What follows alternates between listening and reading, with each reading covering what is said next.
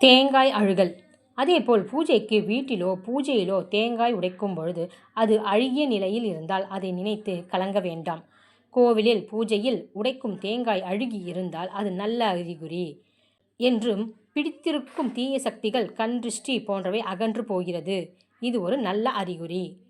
தேங்காவில் பூ இருந்தால், உடைக்கும் தேங்காயில் கொப்பரையாக இருந்தால் அவர்களின் வீட்டில் சுபகாரியங்கள் நடக்க வாய்ப்புகள் உள்ளது. தேங்காய் உடைக்கும் பொழுது அதில் பூ இருந்தால் அதில் பணவரவு, நல்ல லாபம், எதிர்பாராத விஷயங்கள் போன்றவை நடக்கும். இதுவும் ஒரு நல்ல சகுனம்.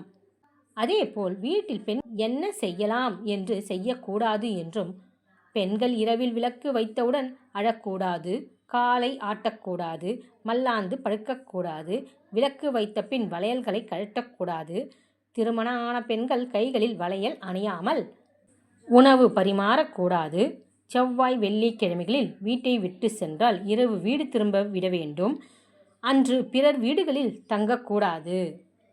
தீபம் ஏற்றுவது. வீட்டில் திருவிளக்கு ஏற்றுவதற்கு விளக்கெண்ணெய் தீபம் மிகவும் நல்லது. வீட்டில் குறைந்தது 2 விளக்குகள் ஏற்ற வேண்டும். குத்து விளக்கு கிழக்கு முகமாகவும், துணை விளக்கு வடக்கு முகமாகவும் இருத்தல் நல்லது. சுவாமியிடம் ஏற்றிய தீபத்தை வாயினால் ஊதி அணைக்கக்கூடாது. பூக்களை வைத்துதான் தீபத்தை அணைக்க வேண்டும். தலையை விரித்து போடாதீர்கள். இப்போ லூஸ் ஹேர் விடுவது ரொம்ப ஸ்டைல். கோவிலுக்கு செல்லும் போதும் பூஜை செய்யும் போதும் பெண்கள் முடியை தொங்க விடாமல் நுனி முடிச்சு போட வேண்டும். துளசி, வில்வம் இவற்றை செவ்வாய், வெள்ளி, அமாவாசை, பௌர்ணமி, துவாதிசி, சாயங்காலம், இரவு நேரம் பறிக்கக்கூடாது. வீட்டில் பூஜை செய்யும் பொழுது பூத்தட்டை மடியில் வைத்து பூவெடுத்து பூஜை செய்யக்கூடாது. கல்லுப்பு. வீட்டை செவ்வாய்க்கிழமை, வெள்ளிக்கிழமையில் கல்லுப்பு துடைக்கக்கூடாது. மற்ற நாட்களில் துடைக்கலாம்.